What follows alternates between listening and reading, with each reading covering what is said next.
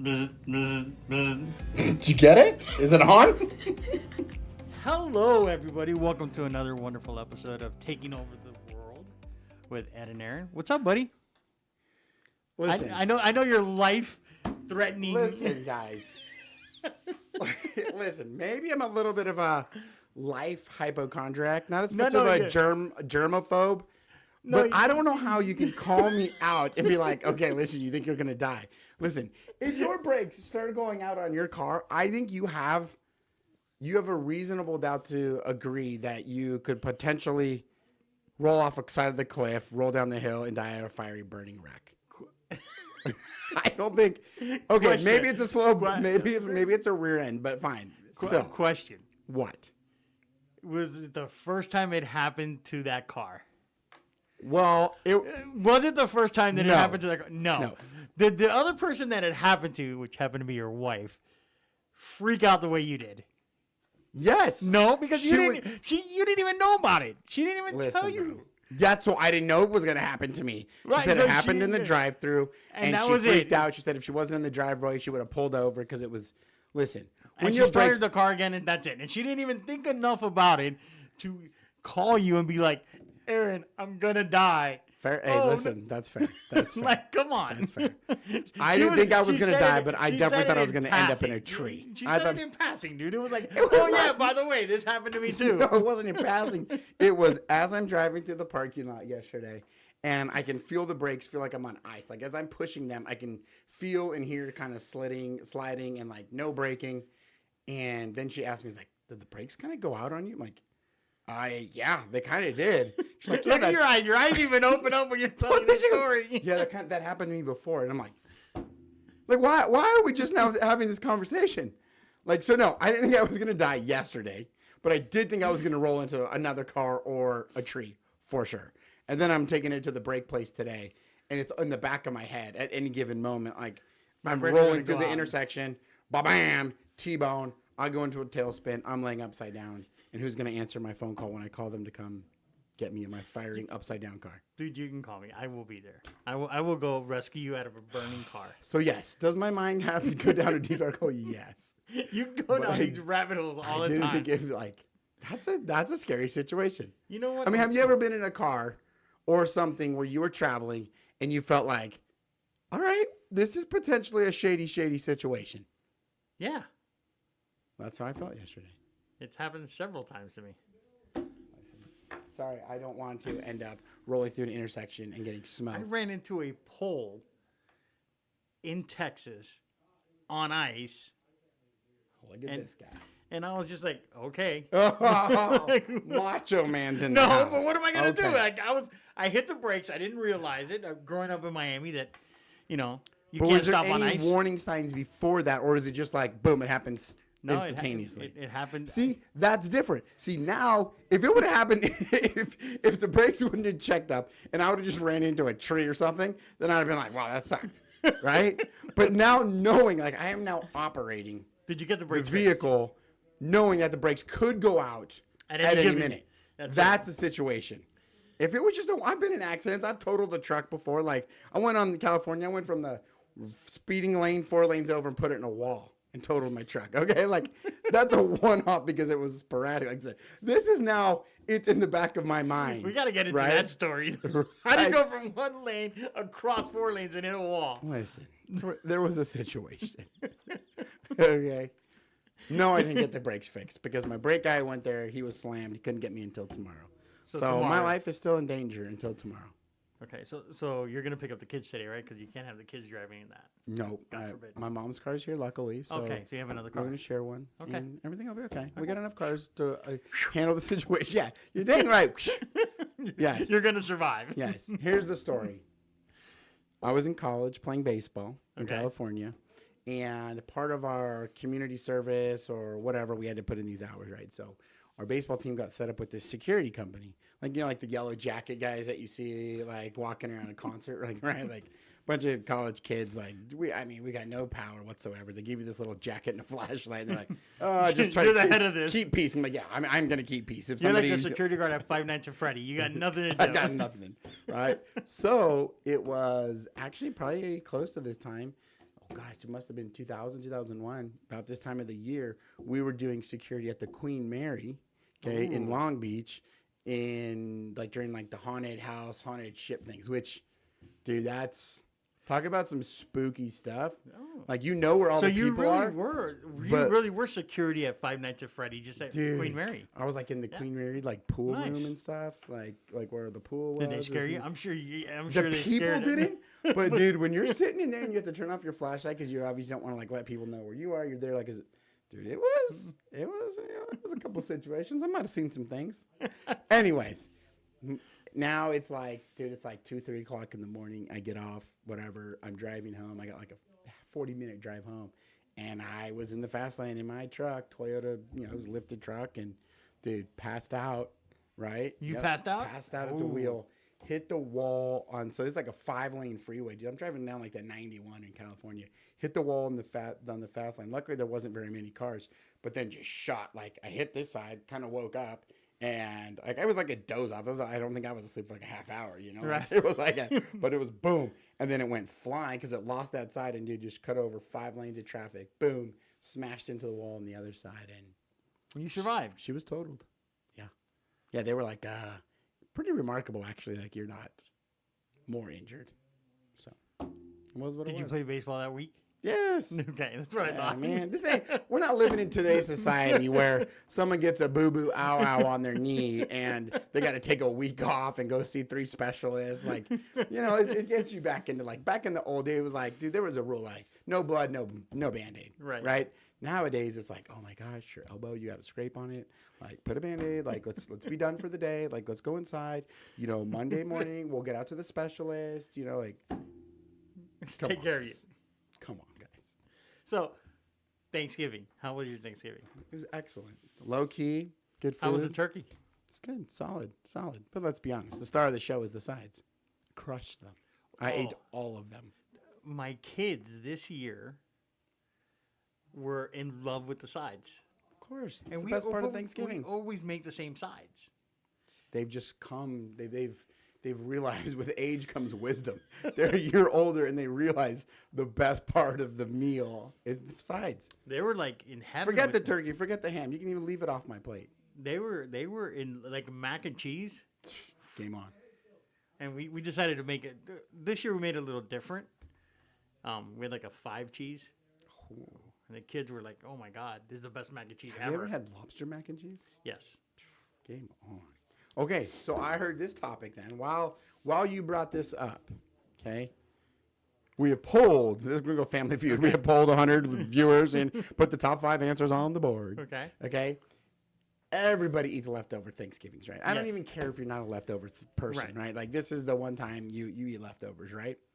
What is the acceptable, like, when do they get shut down?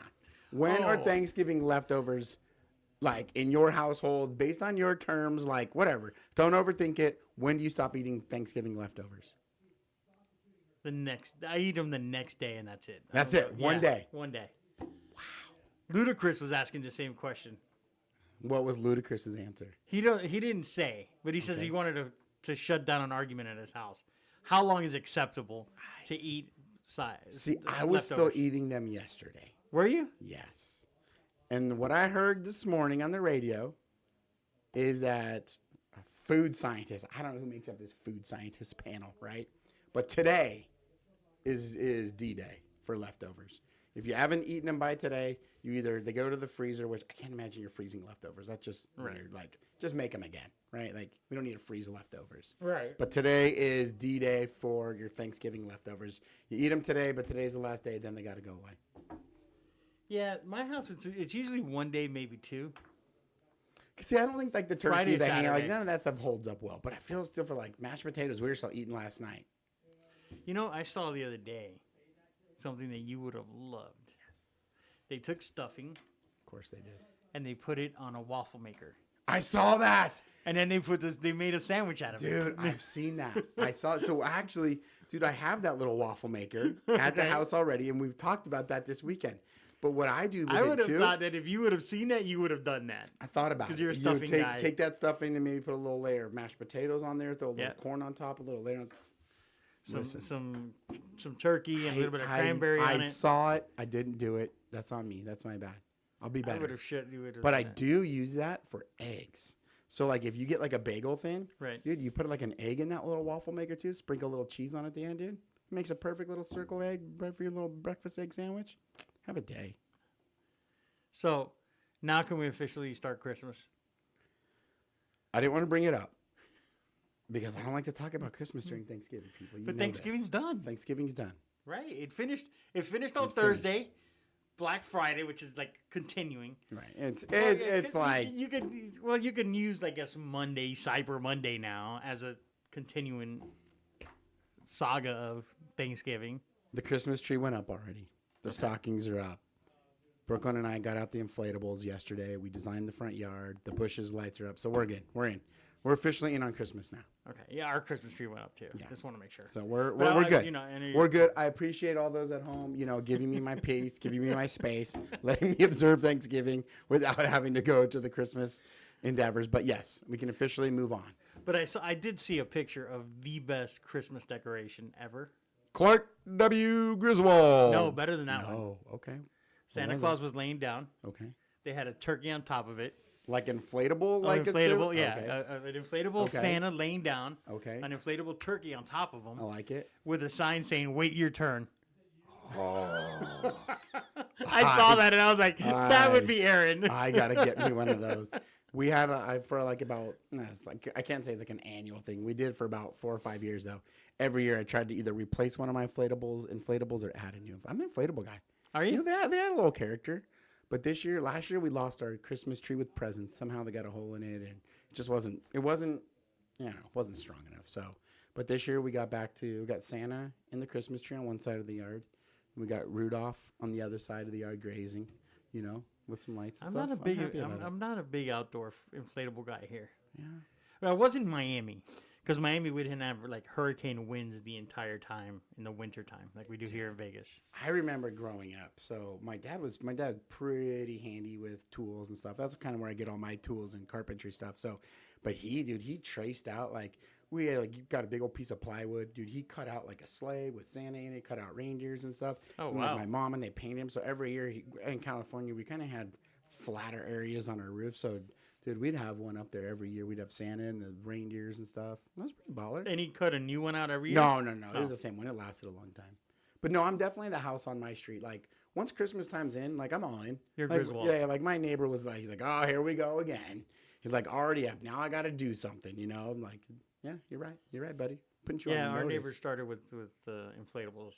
So I guess we got to do something. I mean, I don't need an overkill on inflatables, but I'm good with a couple, 2, 3, 4 inflatables. I think listen, here we go. Okay. So I've had this theory for a long time, right? A theory. Oh, great. Here's Aaron's theory on inflatables. It's not even so much. I'm sorry, Chris. You do it for Halloween too? No, but I thought about, what? I'm thinking next year's the year that I get into Halloween decorations. Doings. Darlings. We don't do Halloween decorations really outside. I see people now with lights out and stuff. Listen, oh my gosh. I got squirrel syndrome today. I'm all over the place. Listen, I'm getting those LED That's because lights. you saw your life flash before you on Saturday. I gotta get it all out now. I gotta share with the people the knowledge I have before it's gone. This is invaluable stuff. People, you know what? People would pay good money for the knowledge that I can share with them. Interesting. Or they would pay good money not to hear the knowledge. To each Either way. Each their own. I want to get those LED lights that you can put up and leave up all year around. And you can't really see them, so HOAs aren't going to get mad at you. And you can change colors throughout the year. We have those. Of course you do. Of course you do. Mercy bought them. I'm sorry. She bought them. Did you put them up though, or do you just have them? Yeah, no, we had them up in. We have them up in our. Because in our neighborhood, we don't have a lot of streetlights. Right. So part of the rules of the HOA is you have to have your lights by your garage on every night. Those are called sconces, bro. Sconces. I'm sorry, the sconces on all the time. Whatever. You're They're welcome. outdoor lights. So we have them there that you can switch. So that way, based on the season, you change the color. Of just those lights? Yeah. I want the whole house done up in the LED lights. Like instead of Christmas lights, so they have Christmas lights. Like, you know, when you do the house and Christmas lights, they have now, you can run these LED strips with lights and stuff. So you can't see them on the outside of the house and you can light up your whole dang house. Really? Yes. So like for Halloween, you could change the color, you know, Thanksgiving, you could have put on a color, you know, Christmas, you can put on a color and I don't have to almost die every year. Like everything I do is a near death situation. The sketchy way we put up Christmas lights is a near-death situation. Everything in your life is a near-death situation. That's how I operate. Landscaping, falling into a thorn bush, right? Like, as I'm getting older, I've realized everything I do now is a life and death situation. Yeah. I was going to say something, but I'm not going to because I might offend you or other people. Listen. So, you can't do that. So now we can go to Christmas. We can move on, yes. Yeah. Did you end up putting the inflatables out already or no? Inflatables are out. 2 of them went up yesterday. The lights are already up outside. The Christmas tree's up. The house one was done already because we did that when we had a free weekend. Right. Yeah, inside is almost done. Outside is now done with lights. I need one more extension cord. We used it at the baseball field yesterday, a couple of them, so I got to get that back. I got to put in 2 more extension cords. And Why don't you just buy another extension cord? Listen, bro. Because I already have an extension cord. But you need it at the ballpark, so just buy one. It for the day, bro. I just needed it for the day, okay? Listen, now we're ready to go. Now we're going to be fine. You know what? You and Mercy, I figured out, everybody tends to get around the same people in their lives. Yeah. Right? Mm-hmm. For whatever reason, you tend to associate with the same type of people. Sure. Right? So I'm thinking about this because I'm thinking about your near-death experience. I'm thinking about just the way you talk about this, which is hilarious. But like our youngest son went out of town this weekend, right? And I'm like, I'm not freaking out. He went to Sacramento to meet up with friends for his friends' birthdays, knowing these people. A thing though, because it's a big thing nowadays. People don't meet people in traditional ways. Okay. Like, who's one of your friends? Like your close friends. Think about him. Okay. Where did you meet him? Growing up. Okay. Like elementary school, high school, okay, junior school. high, all that stuff. Yeah, right. School. Yeah. Like we're in BNI together. Right. One of your good friends that was in your fraternity together with you you met him at school. Right. Right. Nowadays, people meet online. I know. But they meet online gaming. Yeah. And they all of a sudden become really good friends. Right. So our youngest son is going out to meet these 2 brothers, Styles and Viral, and they live with their brothers in Sacramento, and he's going out to visit them because it was one of them's birthday. Both of their birthdays were in November. And he's never met them in person until never. Okay. And it's these kids are really cool kids. Like they talk online all the time. They FaceTime. Okay. One of them had an issue with a girl he was trying to hook up with, like to start dating. So they call us. They call me Pops. They call Mercy Mom.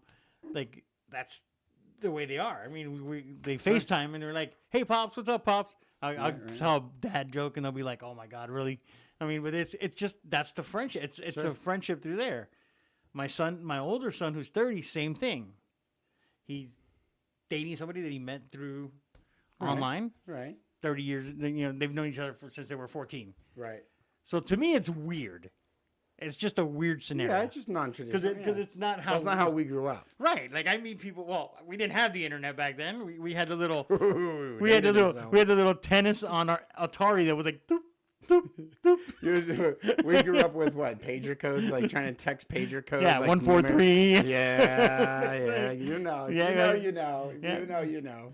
So that's what we had, right? 7734. I don't even know all those, man. Oh, you should type it on your phone. Yes. Nice. Shots fired. But anyways, that's how we communicate. Okay. So now they communicate like this. Also, Morse code and like the stuthogram and carrier pigeon for Ed. Yeah. Ed communicated with carrier pigeon. Don't knock it. Tyson loves them. Mike Tyson loves his pigeons. Well, that's true. So he's like, "Hey, I'm gonna go in September. I'm gonna go in November, but I'm not gonna go during Thanksgiving because we have a tradition. That's his favorite holiday because we spend the whole day together." Obviously. So he was like, "Okay, I'm gonna go." He went Sunday, Saturday night, right? So I had to book his reservation. He's 20 years old, not 21. So I had to make sure he got a car rental that allows you to rent under the age of 21. Which car rental service. If you're listening to this, he is 21. No, he's 20. Hertz is okay. Oh, Hertz is okay. Yeah, you just pay a fee for being under 21, and that's fine. That's why I found one that's under 21. Okay, shout out Hertz. If you're Hertz is this definitely. And you want to sponsor the podcast? We'll take open, it. We're open to that. We're open to anything. But Hertz is really good. Like we did it online. Okay. We paid for it online. He got to the airport. The only thing they don't do is the underage until they get your ID and verify your age. They verified he was 20 years old. There's an additional charge. He paid for it. Boom, no problem. He got his car. Shout out, he got a really nice car. He got a Ford Edge. He was super happy with it. Listen, by the way, if you are not getting an upgrade when you get a rental car, you are doing rental cars wrong. I know. My wife hates it. I know. Like, we talked about this. You know, but this is his first trip, so there's no asking for anything.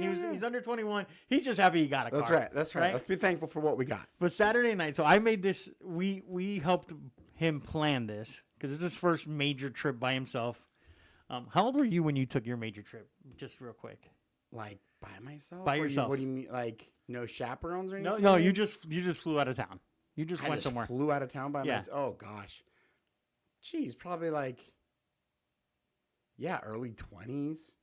Okay. I mean, early 20s. I did my first one at 18. So he's 20. So I'm like, he's fine. He'll be fine. Well, yeah. I mean, I guess we used to go growing up in California. We'd go to the lake and stuff, like Havasu. Okay. We'd stay there was like. But that was just you and your friends. Yeah. Okay. But never really flew anywhere. So Mercy's freaking out, right? Because she's like, oh my God, he's by himself. He's gotta go. Mama bear's got to protect the cubs. She's got to make sure. And then he sees on the reservation for the hotel the night before on Saturday night that you got to be 21 to check in. Okay. So everybody starts freaking out. And I'm like, just relax. Let's just make a couple phone calls. We'll figure it out. It's not that big a deal.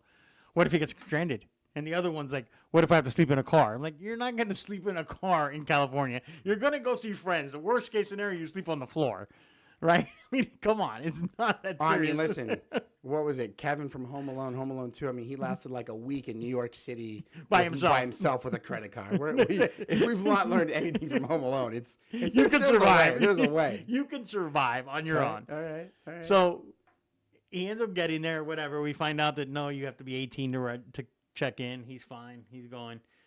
So he gets there, and these people, right, his friends, are freaking out, and they took a little video of him freaking out of him showing up. Mm-hmm. And I'm like, wow, people really do become close friends from online. Yeah, no, it's true. And he's like, Dad, I've known him for 6 years. And I'm like, okay, well. But I mean, that just talks in general how society's changed, right? Like, never did you probably think, like, you remember when, I mean, in at least, different generations, still you and I there's a little bit of an age gap. Right. What's up? Yeah, you're much older than I am. Oh.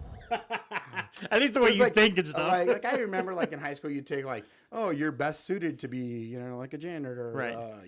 A professor, whatever, right? Right. But, I'll bet you they take these now. It's like, nobody takes them. Like, what are you going to be? Like, oh, I'm going to make videos. I'm going to be a gamer. Like YouTube didn't exist. But, I mean, dude, man, you got kids making millions, hundreds of $1 million making YouTube videos, content creators, web designers, dude, it has changed. Video editors, everything, all this stuff. I mean, so to see something like that is so different from how we grew up. But in today's society, our kids, my kids being 12 and under, they won't know the difference. I remember, if you wanted to go play, like a video game like Xbox or like Madden or something, you guys wanted to play together, you all went to one house and you had cords going everywhere. You had 4 controllers. You would play together. Then me and my son right now, he's playing Fortnite or Madden or baseball, with all of his buddies, just like your Brandon, he's got his iPad with FaceTime. I mean, these are all kids, we know personally and baseball team friends and stuff. But I mean, dude, they'll play for hours at home in their own area on their own big screen. I mean, it's just the way of the world, man. Yeah, I mean, when I was growing up, this is gonna definitely age me back to the Atari and Pong. You can only play 2 players. Not only that, before that, you used to have to go to a pizzeria or a mall, and you would play Space Invaders. Okay. Or you'd play Pac-Man on an arcade game. Yeah. And you'd go to an arcade and hang out. And that's the thing, our generation, you don't go to the malls anymore. We were having this conversation this weekend, and we were talking about how malls are changing. Right. You know, and a lot of these malls, like there's one by my mom's house out in Scottsdale. It's like you're seeing a lot of these brand names, bigger names that are more of your, I don't want to, just more common, you know, like your Old Navies, your, you know, like things like Target and Gap and Ross. Like you're seeing less of those in mall scenarios and more high end. Like in this mall, they're putting in like your Louis Vuittons, your Gucci's, things like this. And we were talking about that, and I was like, well, here's my theory behind it, right? Is that Hot take. Here's my hot take, right? It's like, think about it. The people and the items that you're buying, like at an Old Navy, like at a Target, a Gap, things like that, middle of the road, average pricing, value pricing, things, dude, you can buy from all these stores offer online, right? Right. You can buy at Target. You need a new pair of pants. You can buy 3 pairs, 3 different sizes in Target, have them in your house probably tomorrow, right? Or Amazon or Gap or Best Buy, like any of this stuff, right? And those type of people that are buying those things, which is me, okay? Right. Like, I don't need the customer service experience. I don't need to go to Target and be wowed by the customer. I just need my pants at an affordable price so that I can move on, right? And so I think these high-end places are still utilizing the brick and mortar, because if you're going to go spend $1,000 on a pair of pants or a $5,000 handbag, you go in there to say you're at the Louis Vuitton or Gucci store and you want that experience. So I think that's why some of them are taking over, you know, in like the days of just going out to hang out at the mall and the food court. And that stuff's, I think those days are gone. Now it's like you go there to get that experience of high-end shopping. And I think as generations, like us as parents, we need to now open up to like, hey, this is life now. Well, it just goes there. Like, your parents used to be able to drop you off at the mall, or you're going to go see a movie like you rode your bike to the mall. Yeah, like nowadays on. it's like, that ain't happening. Like, you know, when you hear all these scary things about malls and movies, I don't know, whatever. But listen. But see, that makes total sense of why people, I don't think, would ever go to online buying houses all the time. No. Because it's a huge investment. Right. So that's why they still have they still have the Louis Vuitton stores, and they still have the Michael Kors stores, and they still have the Coach, and they still have the stores, right? Because people still want that experience. 100%. And the same thing when you're buying a property, whether it's investment property or a residential property for yourself to move into, it's always you want that experience. You want somebody with experience, with knowledge, guiding you through the process. Much like when you go to one of those stores, because when you go to those stores, have you been in a Coach, or have you been maybe like once, like just to like you go in those stores? I've gone in there to buy Christmas presents, right? And I go in there and I'm like, they're like, how can we help you? What would you like? And I'm like, well, I'm looking for my wife. Well, what does she do? What do you think she needs a bag for? Is it for a laptop, or is it just for her to carry her stuff in? Does she carry a lot of stuff or a little stuff? I mean, it's like the Inquisitor. It's like, wait, hold on. I don't have all these answers. Like, but they're trying to tailor it to what you need. Right. Which is, what's your favorite color? What's your favorite style? Does she like it with the C's on it, not the C? Like, they're coming up with all these questions that you walk in sometimes and you're like, I don't know. Like, I don't know all these. I'm sorry. Just freak out and walk back out. Hold on. Let me regroup. I'll be back in 10 minutes. Can I just grab a bag and just give me one? Anyone, and that's it. But I think you have a really good point, is that, you know, when you talk about all the new AI and, you know, the lawsuits that are changing the way real estate agents operate and how the industry will operate, you know, potentially down the road, it's like those agents who provide that service, that tailored experience, and they ask those questions on their clients. You know, like we ask them, what is the best way you want us to communicate? Some people like text, some people like phone calls, some people like emails. Like, they're like, hey, I'm at work all day. I don't have time to answer your phone call, but I want that information. So shoot me a text, right? And then you talk about our video, our training platforms. We have videos for every step of the way where they can get that information. And I think you nailed it, is that is going to be the separator as we move forward in our industry, is that who is transforming into that customer service experience, rather than these agents that just came in, you know, during the COVID or post-COVID, when it was like, dude, you could throw a rock, and as long as you passed your exam, like, you could sell 3 houses in a month, you know, because everybody was. But those times are changing. Well, I think that us, like, as parents, right? You look at every generation as parents, right? Sure. When Elvis started singing, there were parents that were like, "Oh my God, his pelvic thrust! No, nobody, you should not be listening to that music. You know, rock and roll, don't listen to that music." Yeah. When rap first started, hey, that music is horrible. Like, and you can either embrace change, or you can fight it. So I think part of what we have to do is, as people, if you want to grow as a person, is you have to accept change. So now I'm accepting the fact that you're not going to have your best friend growing up from school.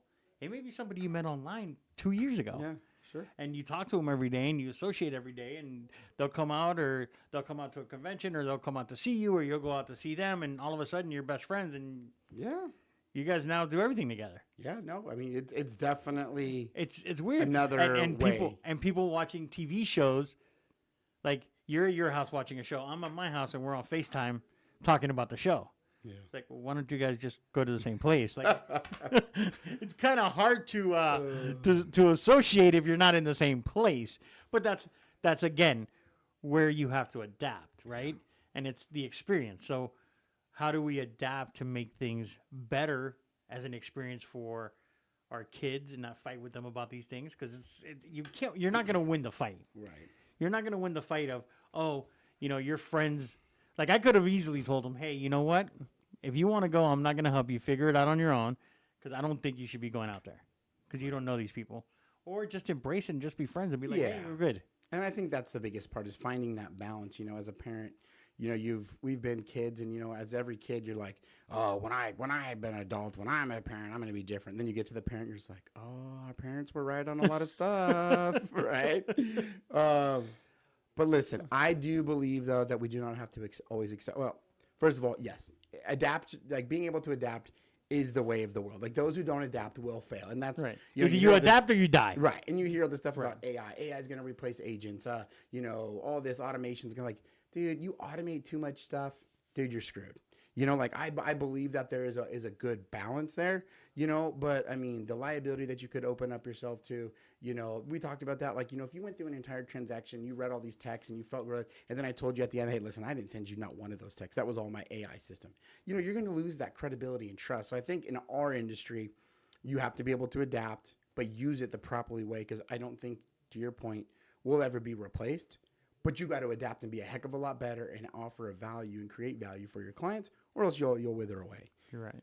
But I don't think we have to accept all change. I'm back in mourning. I'm going back to my death spiral. Okay.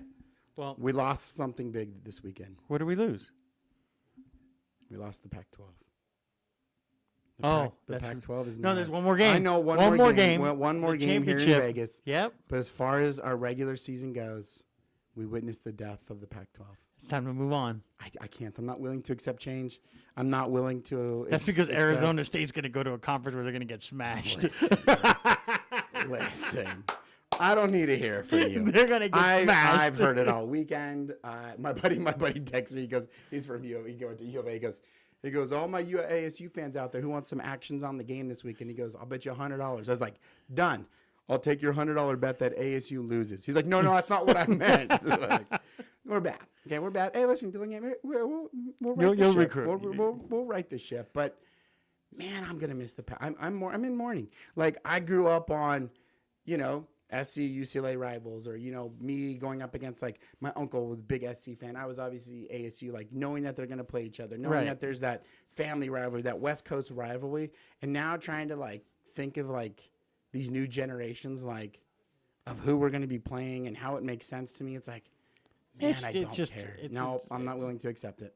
Well, you have to accept that UNLV made the Mountain West Championship for the first time ever. I'm on board with that. I'm on board with that. I might scrap it altogether and just become a Mountain West fan. I'm a Rebels fan. My daughter goes to school there, so I have to rep. I have to rep the Rebels. Wasn't a good feeling. I'm in mourning about it. Okay, well, get over it. Fix your brakes. Fix your brakes. Gotta do that. Fix your brakes. Gotta do that so I can be here next Monday. We'll talk to you next Monday.